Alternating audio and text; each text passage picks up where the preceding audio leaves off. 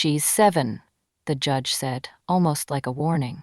But my daughter looked her dead in the eye and replied, "Then maybe you should listen before I forget how to be brave." People assume children don't know how to fight back, that they don't understand manipulation, or that love can be twisted into fear. But my daughter Leela understood more than any adult in that courtroom. She saw what no one else wanted to admit. That truth doesn't always come with a lawyer or a stack of paperwork. Sometimes it walks in wearing a pink hoodie and jelly sandals, holding nothing but a tiny handwritten letter. I never planned for her to speak. I thought I had to protect her from the fight. But she had been in it all along, just on a different battlefield. The nights, she asked why Daddy got so quiet when the phone rang. The mornings she clung to my coat like it was armor. The way she watched my hand shake, even when I smiled. Her father, Marcus, didn't shout in public. He didn't hit. He didn't threaten out loud. No, he was smarter than that. He erased me with calm precision, made me out to be fragile, unfit, emotional. And when he stood in court, tailored suit, steady voice, rehearsed concern, he looked like the better choice, the stable parent, the hero. I looked like the woman who couldn't keep it together. I had evidence, emails, texts, even a voicemail where he called me a parasite. But the judge didn't flinch. She said character is hard to measure. That's when I started to lose hope. That's when Layla did what I never could. She took out a folded note and said, "Can I read this before you decide?" I didn't breathe. No one moved. And in the space between her words and the judge's silence, something sacred cracked open. This is not a story about custody. It's a story about how the smallest voice in the room reminded everyone that truth doesn't need permission, just courage. Before the court dates, before the custody battle turned public, before I had to sit in rooms with my ex-husband and pretend we were talking about a child and not power, I lived in a small, yellow house with a crooked mailbox and a little girl who hummed when she brushed her teeth. Layla was the kind of child who remembered which days the moon was full and which sock drawer held the missing Barbie shoe. She was observant like that, quiet but not shy, gentle but never unaware. At night, she liked to sleep with her feet near the pillows and her head where most people would place their toes. "It makes me feel upside down in the right way," she said once. I didn't question it. I was just grateful she still felt safe enough to sleep like that. Marcus didn't live with us. He hadn't for nearly a year. He left quietly, in that lawyer-approved, reputation-friendly way, telling friends we were just giving each other space, and telling the judge I was having difficulty coping with the stresses of single parenting. What he didn't tell them was that he hadn't picked Leela up on a Thursday afternoon like he promised, 5 weeks in a row, that he criticized everything from the way I packed her lunch to how I held her hand crossing the street, that he called me dramatic when I cried and distant when I didn't. At first, I tried to co-parent. I believed in balance. I believed that a child deserved both parents. But belief doesn't hold up well against erosion. And Marcus? He eroded me. Not in ways that left bruises, but in ways that made me question whether the bruises were ever needed to begin with. He'd speak with kindness in public, then reduce me to fragments in private. He'd tell Layla, "Your mom worries too much," and then leave her with me for 2 months straight without even a phone call. When I brought it up, he smiled and said, "You always take things too personally." And for a while, I believed him. It wasn't until Layla stopped singing in the car that I realized something had changed. She used to sing everything. Songs from TV shows, things she made up about squirrels, even the spelling of her name. But one morning, halfway to school, I noticed the silence. No humming, no tapping the window. Just her eyes fixed on the road like she was memorizing every turn in case she needed to take them alone someday. I pulled over and asked if she was okay. She nodded, said she was just tired. But that's the thing about kids like her. They think protecting you means hiding the parts of themselves that are breaking. Later that week, I found a drawing tucked behind her backpack. It was of our house, but the roof was cracked and the sun in the sky had a frown. There were 3 stick figures, one tall with brown hair, me, presumably, one shorter with pigtails, definitely her. and one standing off to the side with a tie and no face.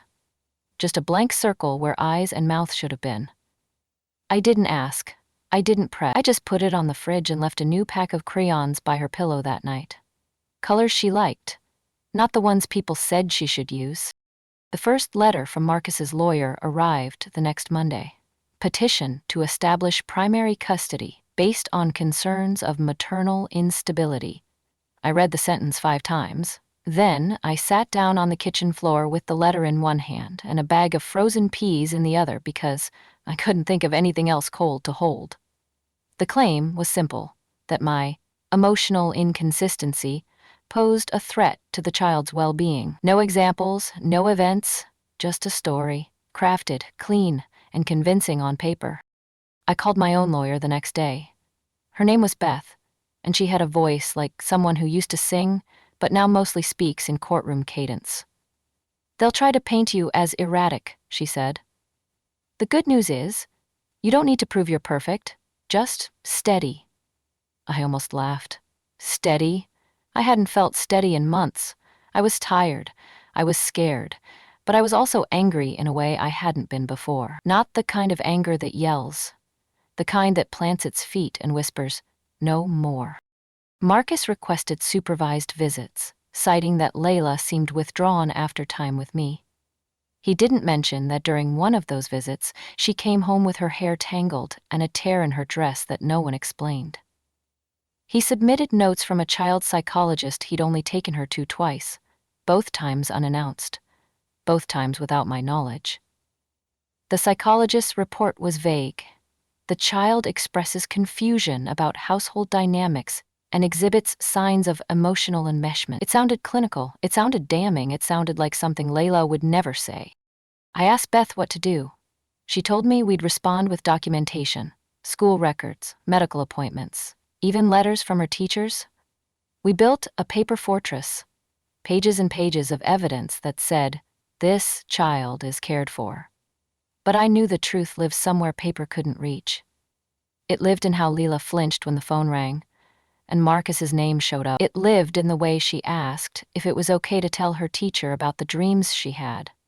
Dreams where she couldn't speak, only nod, while someone else made decisions with her mouth.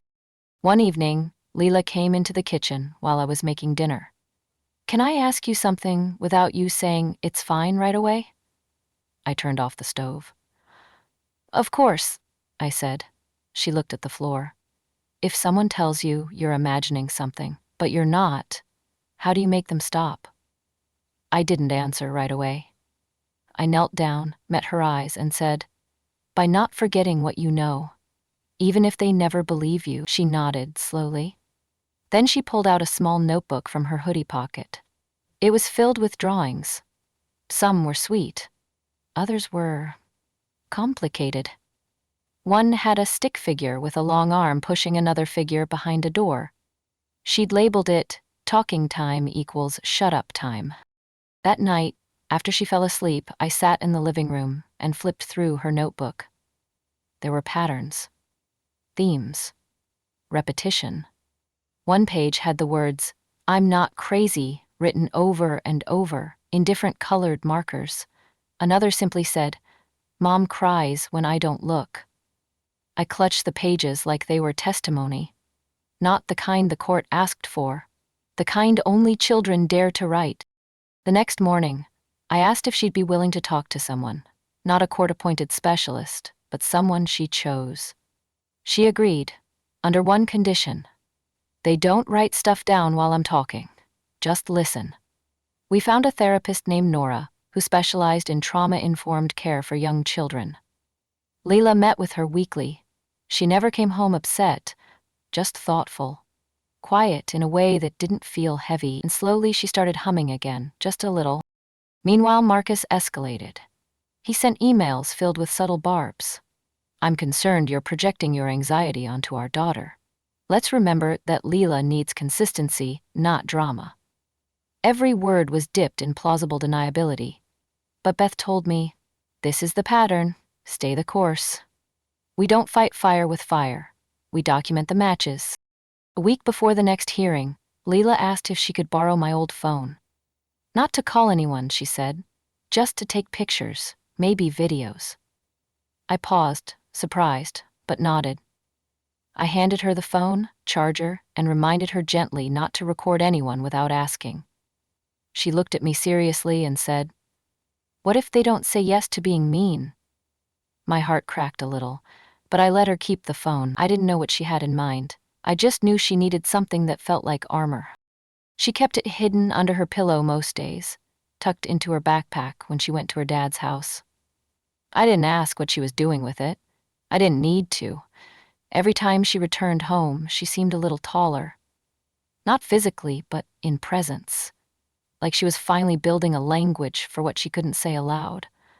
One night, while brushing her teeth, she looked at me through the mirror and said, "I think grown-ups forget that truth is small. Not big, just small and sharp." I nodded, unsure how to respond. Because she was right. And she was watching everything. The visit that weekend lasted longer than usual.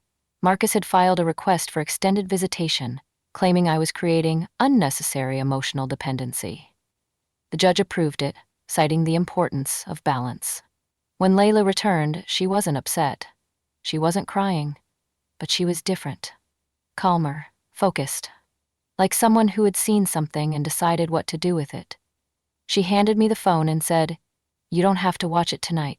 Just when you feel strong enough." Then she went to bed and fell asleep faster than I'd seen in months. I sat at the kitchen table and opened the phone. There were 3 videos, each short.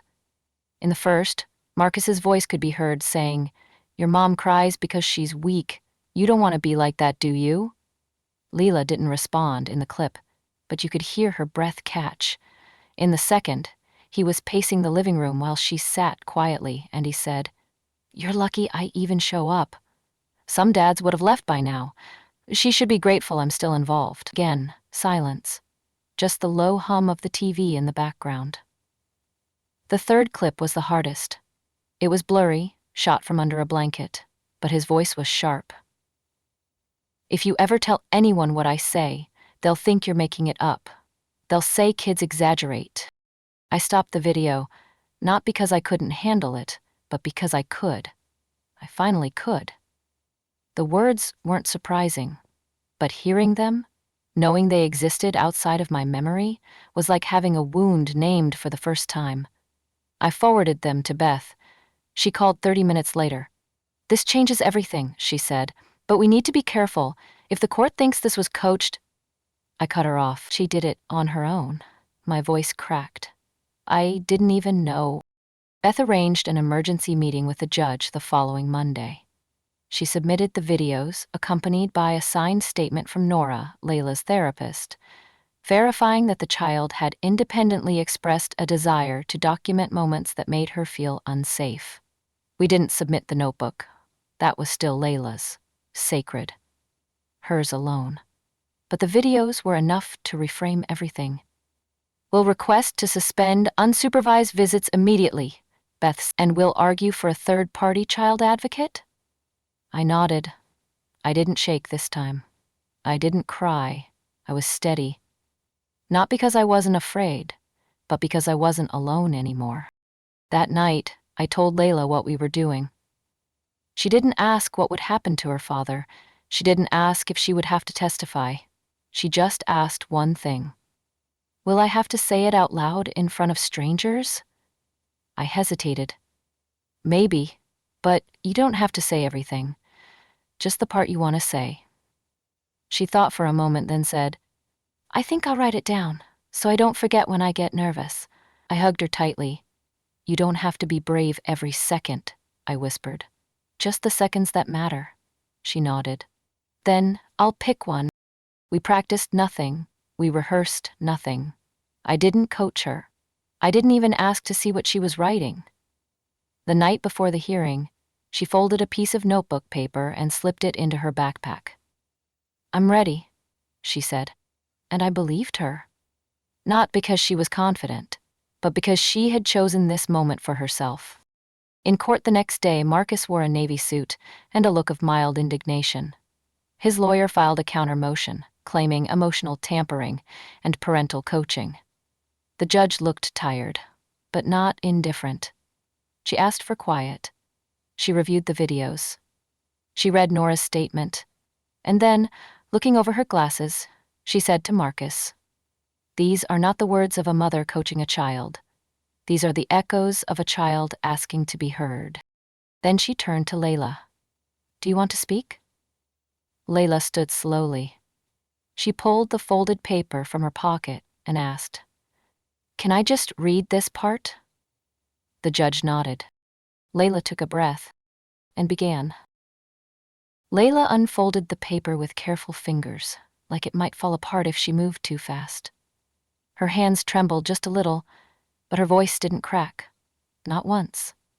She stood on her own, small in stature but impossibly steady, and looked the judge directly in the eyes before she began. "This is what I want to say," she announced. "It's not long." She didn't speak like a child forced to memorize someone else's words. She didn't rush.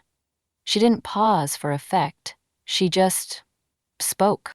"My name is Layla. I am 7 years old. I like art and rain and waffles that aren't too crispy. I know when people are mad even if they smile. I know when they're pretending. Sometimes my dad says I should be more brave, but I don't think brave means being quiet. I think it means telling the truth, even if people say not to. I love my dad. I love my mom, but when I'm with my mom, I can sleep. When I'm with my mom, I don't count the minutes until it's over. I just live." The judge didn't move. No one in the courtroom did. Marcus shifted slightly in his seat, but he didn't speak. Layla went on. "My mom doesn't cry all the time, only when she thinks I can't hear, but when she does, she always says sorry after, even though she doesn't need to. My dad tells me not to believe things I feel. He says I make up stories. But this isn't a story. It's what I remember." She paused there, folded the paper in half again, looked up at the judge and said, "That's all." It took nearly a full minute before the judge responded. She leaned back slowly, removed her glasses, and said, "Thank you, Layla. That was very brave."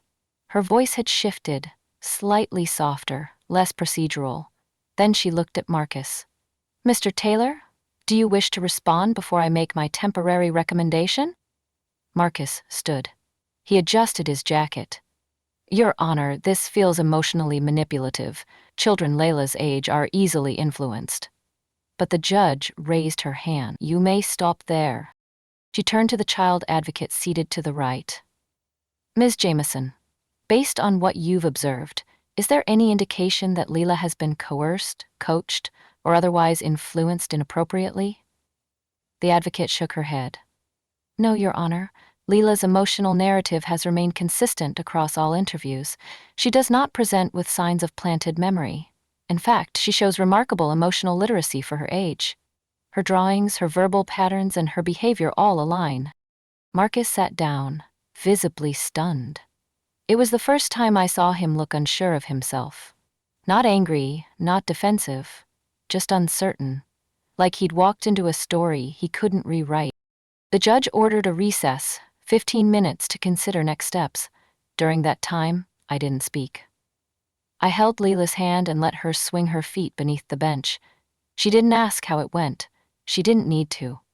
The way her shoulders had dropped slightly, the way her grip on me loosened but didn't let go, it told me everything. For the first time in months, her body wasn't bracing for the next strike. It was resting. Tentatively, but still resting. Beth leaned in quietly and whispered, "I think we've bought time. Not a final ruling, but it shifts the energy in the room. Judges remember calm clarity, not volume." I nodded, but I knew Marcus. He wouldn't leave the battlefield, not now, not when it stopped going his way. He was the kind of man who turned retreat into strategy. I saw him watching us, his jaw tight, fingers drumming on the table like someone trying to stay composed, while the foundation cracked underneath. When court resumed, the judge's voice was neutral. "Until a full hearing can be conducted, I'm placing a temporary hold on all unsupervised visitations with Mr. Taylor. A court-appointed child specialist will evaluate both households, and Layla will remain primarily with her mother during this period. Marcus stood up, fists clenched. This is outrageous. She's manipulating this entire situation, the judge interrupted. Mr. Taylor, please sit down. Any further outbursts will be noted on the record. And just like that, the mask slipped. He sat, seething. But he didn't look at me. He looked at Layla. Not with love, not even anger, with calculation. That was worse, because it meant he was still planning, still finding the next move. I squeezed her hand gently, a silent signal that I saw it too, that I wouldn't let him take her peace without a fight. Not now, not ever again. When the hearing adjourned, we stepped out into the afternoon sun. It was colder than I remembered, but it didn't bite. Beth handed me a folder. Next steps, evaluations, follow-ups, documentation. I nodded. It felt manageable. Heavy, but manageable. Layla looked up at me and said, "Did we win?" I crouched beside her. "Not yet," I said. "But we were heard." She smiled. Softly, briefly. "Then that's enough for now." The whispers started almost immediately. A neighbor I barely knew stopped waving. Layla's old piano teacher emailed to say she was reevaluating her availability. At school pickup, 2 moms who used to ask about recipes suddenly looked away when I approached. It wasn't dramatic, it wasn't loud, but it was everywhere. Marcus didn't need a courtroom to turn people. All he needed was the right suggestion in the right ear. "She's unstable. She's isolating, Layla. You know she's always been a little intense." Words like that don't need proof, they just need tone. Beth warned me it might happen. Controlling men don't just let go, they reframe. If he can't win in court, he'll try to win in public. I nodded, but it didn't make it easier when Layla's best friend's mom canceled a playdate with no explanation. Or when the church bulletin stopped including my name in the volunteer list. Or when Layla came home asking, "Why does Aunt Claire think you don't let me see Daddy?" I didn't tell her the truth, not all of it. I just said, sometimes grown-ups hear pieces of a story and think they know the whole book. Marcus played the long game.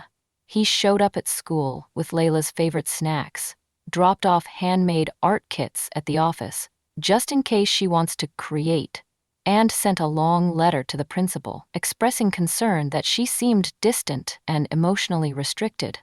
Every action designed to say, "Look how involved I am." Every word soaked in subtext.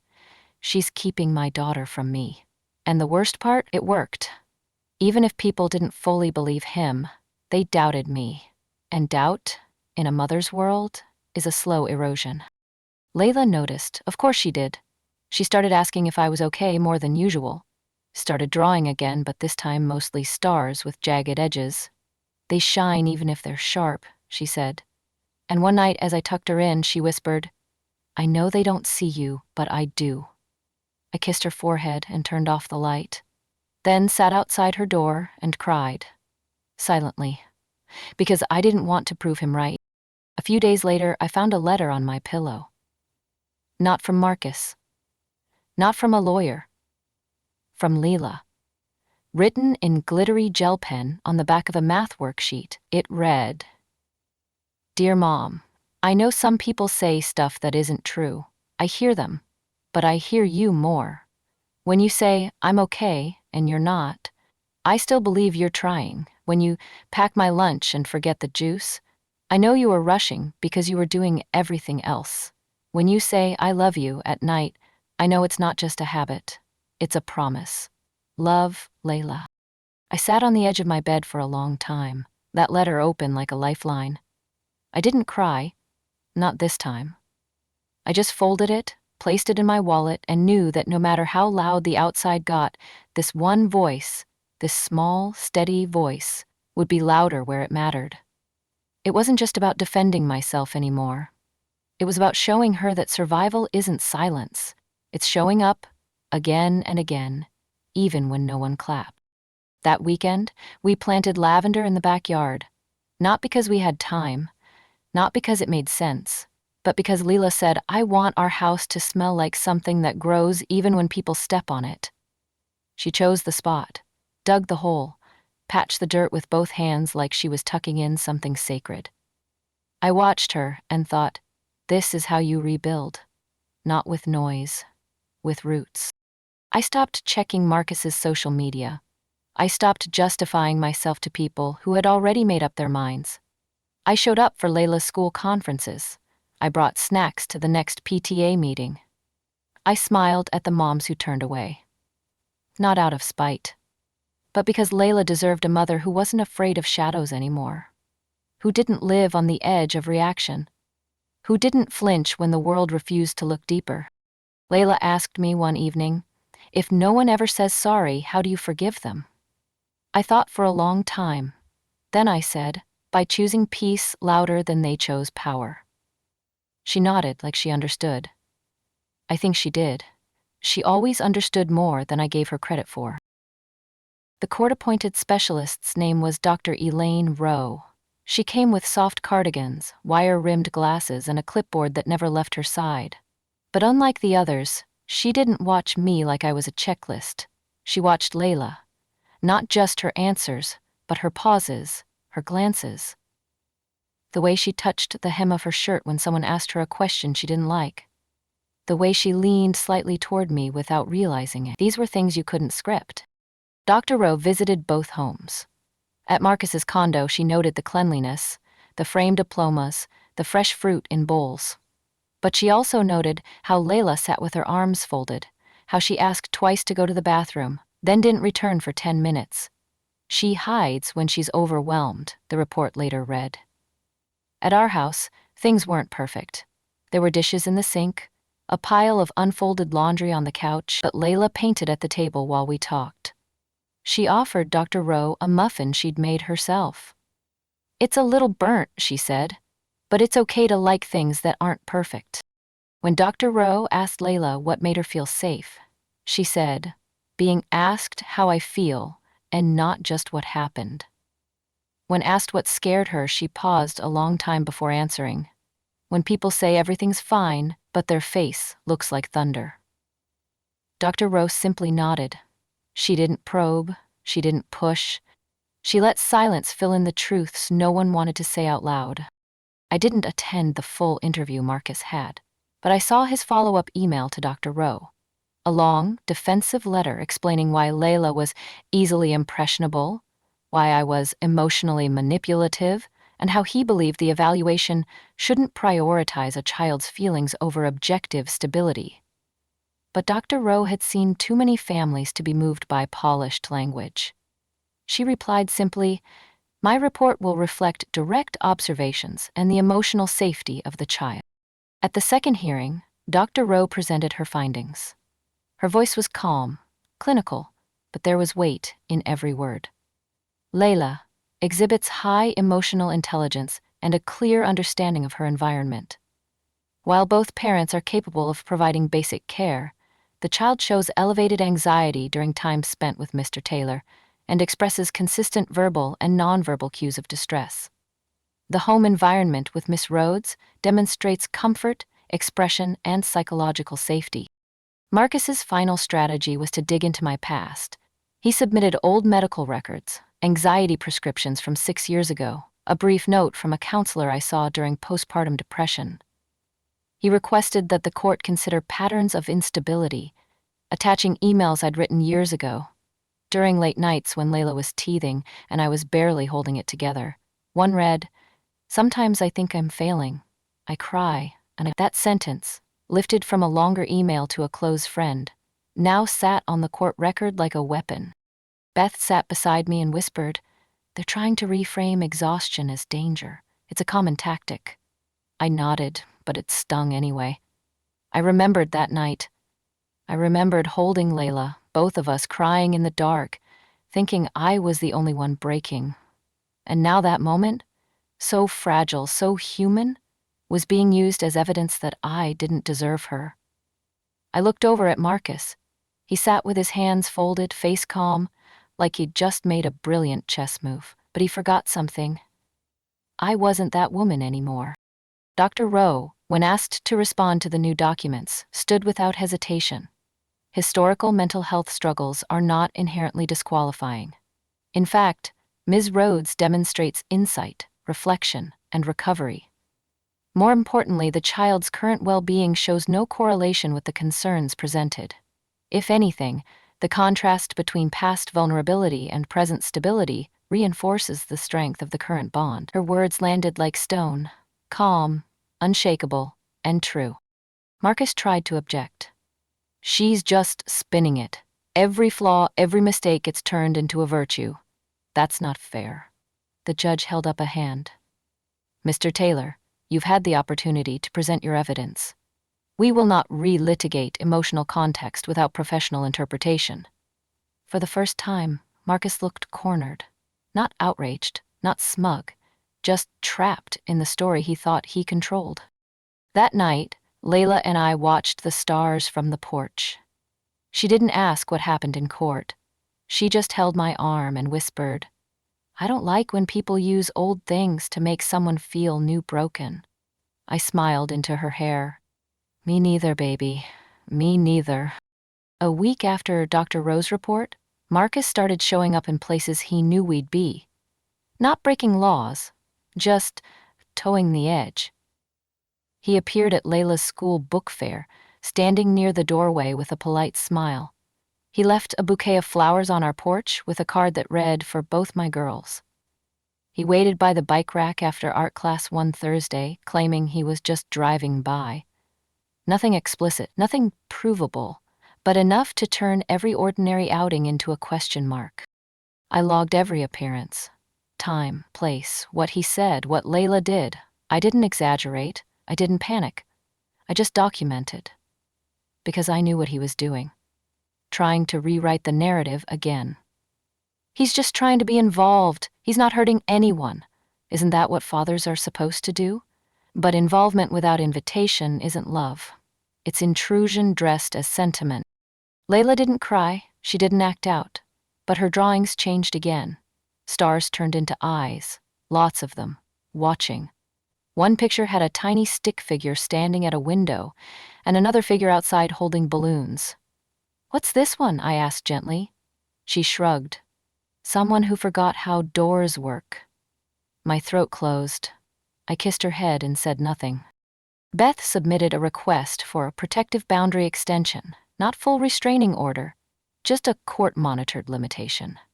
"This is about control," she told the judge, "and the child is beginning to recognize it without being taught to." Dr. Rowe agreed. She testified that Leela's emotional markers indicated a child trying to soothe an adult's presence rather than engage it. "This is not estrangement," she said plainly. "It's retreat." Marcus finally spoke. "You're acting like I'm some kind of monster. I'm her father." The judge's voice was measured, and the court has not removed that title. But parental rights do not include unregulated access when that access causes distress. Marcus looked stunned. He didn't raise his voice. He didn't argue. He just sat down, quietly dismantling under the weight of the truth he could no longer spin. The night before our final evaluation session, Layla brought me a drawing. She didn't say much, just slid it across the table like a quiet offering. I looked down and saw two trees. One tall, perfectly shaped, but with no leaves. The other smaller, a little crooked, but full of flowers and birds. Between them stood a little girl with a watering can. "Which one are you?" I asked softly. She tilted her head. "Big girl," she said. "Because I don't live in either tree. I live where I choose to grow." The next morning, she brought the picture to Dr. Rowe. Unprompted, "This is what I want the judge to see," she said. Dr. Rowe didn't ask for an explanation. She didn't need one. Later that week, when the judge received the final summary, that picture was included in the appendix, captioned only with, "Child spontaneous submission, no coaching, no directive." And somehow that image, more than any affidavit or transcript, spoke loudest. At the last interim hearing, the courtroom felt different. Calmer. Marcus looked tired, not like someone defeated, but someone unmasked. Beth was steady as always, presenting timelines, observations, progress updates. Dr. Rowe restated her recommendation: full primary custody to remain with me, supervised visitation with Marcus, pending long-term review, and continued therapy support for Layla. The judge: "I concur," she said. "This child's clarity speaks louder than any litigation could." Marcus didn't stand. He didn't protest. He just sat, staring down at the table like he finally realized the one voice he'd tried to control had outgrown him. When court adjourned, Layla reached for my hand. "Can we go get lemonade?" she asked. Like we'd just finished a school project. And in a way, we had. We left the building. No celebration. No grand exit. Just two people walking out into the daylight, not as plaintive and dependent, but as a mother and daughter who no longer needed to prove what love looked like. We just lived it. Months passed. Seasons shifted in quiet ways. Our lavender bloomed and withered twice. Layla moved from crayons to colored pencils, and the hallway walls began to fill with things she created not to hide, but to show.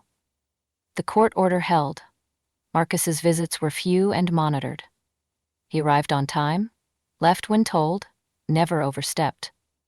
But the way Layla looked after those visits told me everything. She didn't cry, she didn't ask to skip them. But each time, she came home quieter, as if she'd been somewhere that demanded silence. Even when no one said, "Be quiet," she stopped drawing eyes. She started drawing doors instead, some open, some closed. One night, I asked what they meant. She shrugged. "Just places. Not all places need people in them." And I understood. Sometimes healing isn't about returning to what broke you. It's about recognizing you no longer need to walk through the same doors just because they're unlocked. She began sleeping easier. Her teachers noted how she was participating more in class, raising her hand even when unsure. Nora, her therapist, said something beautiful one afternoon. She's not waiting for the sky to fall anymore. She's looking at the sky. And in that simple shift, from flinch to gaze, I saw the invisible work of our home begin to take root. As for me, I relearned how to live without watching the window. I stopped memorizing license plates. I let go of the need to over-explain myself in every conversation. I spoke to friends again, not just to say I was fine, but to tell them who I was becoming. Not the broken version, not the perfect version, just me. Still tired some days, still healing, but finally unafraid. Marcus remained consistent with his attempts to appear rehabilitated. He sent emails full of neutral updates and vague requests for more time. But Layla never asked for it. She stopped preparing for his visits like she used to. No more practicing smiles in the mirror. No more packing extra snacks. She showed up as she was. Quiet. Honest. And when the visits were over, she let them stay in the past, like dust on a bench she no longer sat on. One spring afternoon, she brought home a note from school. "We're writing about the people who make us feel strongest." I expected it to be a general assignment, but she handed me her draft. It read, "My mom is strong because she listens to quiet things, like when I don't talk, and when I do. She made a home where I can grow like I want, not like someone else decides." I think that's what strength is. Not loud, just not scared anymore. I sat on the porch that evening, watching the wind move through the trees. No court date on the calendar. No meetings with lawyers. Just stillness. I realized I didn't win something in court. I reclaimed something in life. A space. A rhythm. A right to raise my daughter in peace. And most of all, the truth that had taken years to believe. I wasn't crazy. I wasn't weak. I was simply not finished. And now I was free to begin again.